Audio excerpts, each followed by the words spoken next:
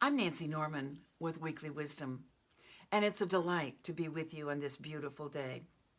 Well, we've been on the path of learning the universal laws of truth.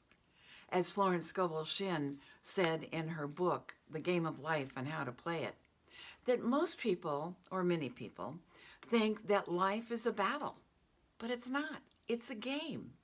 And you and I know that to play any game successfully, we must know the rules. So to play the game of life successfully, we must know the spiritual rules, the spiritual laws. We have become aware of these spiritual laws, and when we become aware of these spiritual laws and put them into practice in our lives can't help but get better and better and better. We've learned that God is perfect life, perfect love, and perfect substance, and that you and I are individualized expressions of God. We were created in His image and likeness. Therefore, we are perfect life, one with God life, perfect love, one with perfect love, divine love, God love, and perfect substance, one with the abundance of the universe. You and I are individualized expressions of God. And we've also learned that there is an abundance of everything that we need, everything that we desire or require to live a happy, prosperous, healthy, successful life. All the well-being, all the joy, all the love that is here for us, we can experience when we know how to play the game of life with spiritual laws. We've learned that there's a divine plan for each and every one of us. It's different. Each one of us has this magnificent plan that God has given us. He needs us here on this earth. And that plan is so much greater than what we can imagine. So more than we could ever dream. But we have to have ears to hear. We have to listen to that still small voice, that intuitive voice. We're totally equipped. We not only have a plan from God, but God has given us everything that we need to carry out that plan. So we're totally equipped to carry out God's plan for us. We create our lives and the conditions in our lives by the thoughts we hold in mind, or the thinking, the habitual thinking. Whatever our conscious mind dwells on continuously or habitually contemplates, we bring into manifestation. That's a spiritual law. Sometimes people say, thoughts held in mind produce after their kind. Or how about this one? Energy follows thought. Energy follows thought, or form follows thought.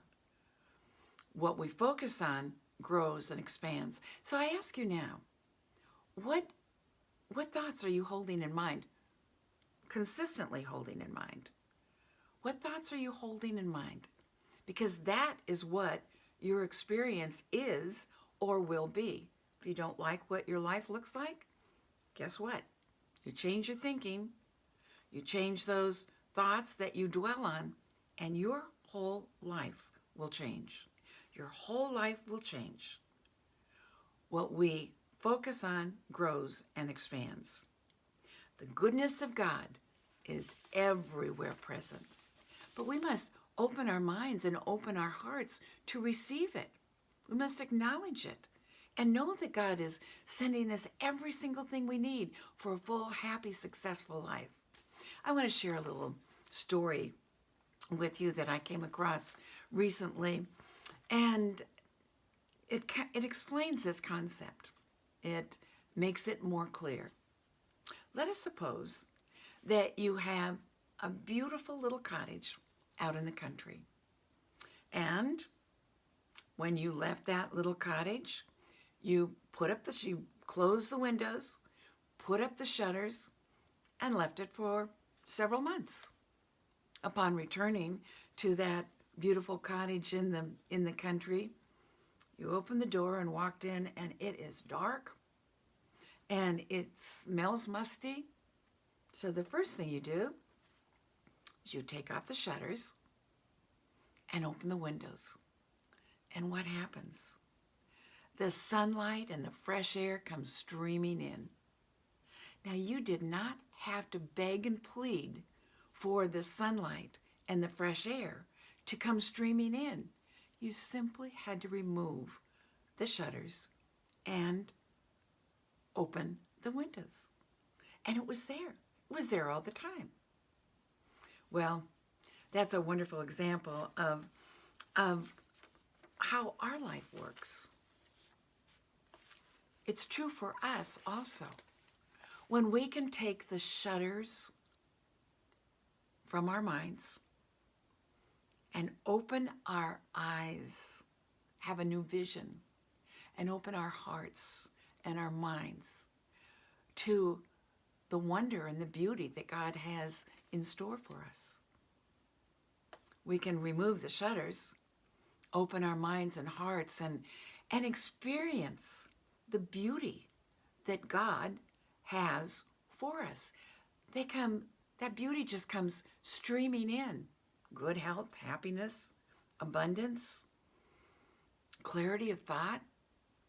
The presence of God illumines our minds and renews us with healing energy the moment that we remove the shutters from our minds and open those windows to our consciousness.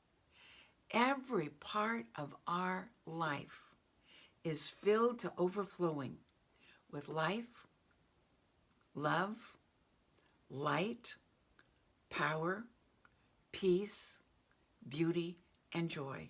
And of course, the goodness of God. The goodness of God.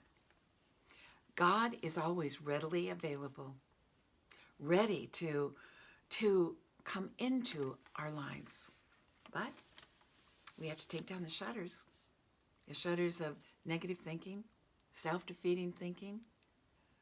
We have to take down those shutters and open the windows for a greater, more magnificent life. So, you see, it's important to keep in touch with the power and the presence of God, to remain in constant conscious contact with God, really your partner in life. It's important for us to keep our focus, our thoughts, and our words on what we want to experience, not on what we don't want to experience. So this week, may the shutters be removed quickly with ease and under grace, and the windows of God's presence and love flood our lives with joy. God bless you, and have a wonderful day, a wonderful week. Look forward to seeing you next week.